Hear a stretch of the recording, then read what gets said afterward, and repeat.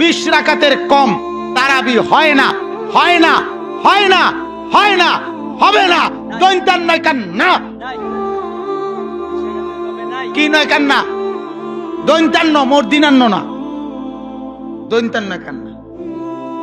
হ্যাঁ, 8 রাকাত যারা তারাবি পড়ে কিংবা বলে তাদের তারাবি আদায় হবে না।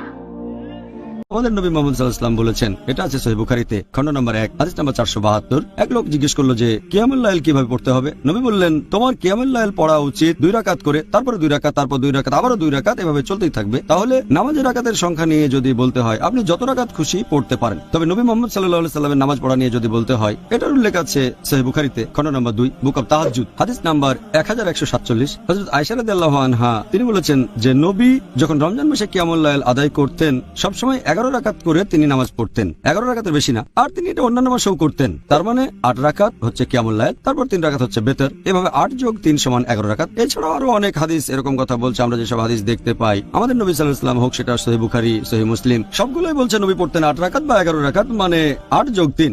আর আপনি যদি পড়েন মুসান্নাফ ইবনে শাইবা, খণ্ড নম্বর 2, পৃষ্ঠা নম্বর 165 ও 166, বলা হয়েছে যে তাবাইনগণ যখন রমজান মাসে কিয়ামুল লাইল পড়তেন, যেটাকে বলা হয় তারাবি, তারা পড়তেন 20 রাকাত। কোন কোন জায়গায় আছে তারা পড়তেন 36 রাকাত। এখন এই নামাজের রাকাতের কথা যদি বলতে হয়, নবী বলেছেন তোমরা 2 রাকাত করে যত খুশি নামাজ পড়তে পারো, তারপর পড়বে 1 রাকাত। তাহলে কত রাকাতের অনুমতি আছে? আপনি যত খুশি পড়তে পারেন, 8, 10, 20, 36, সমস্যা নেই। তারপরে পড়বেন 3 রাকাত বেতর। আর আমাদের নবী পড়তেন 8 যোগ 3 11। তবে আপনি যত রাকাত খুশি নামাজ পড়তে পারেন। আপনি আমাদের বলেছেন যে কিয়ামুল লাইলে আমরা মুসলিমরা যত রাকাত ইচ্ছা নামাজ আদায় করতে পারি, তবে নবীর সুন্নত 8 রাকাত। আপনি সেরকমই বলেছেন। হ্যাঁ, নবী পড়তেন 8 রাকাত। আলহামদুলিল্লাহ।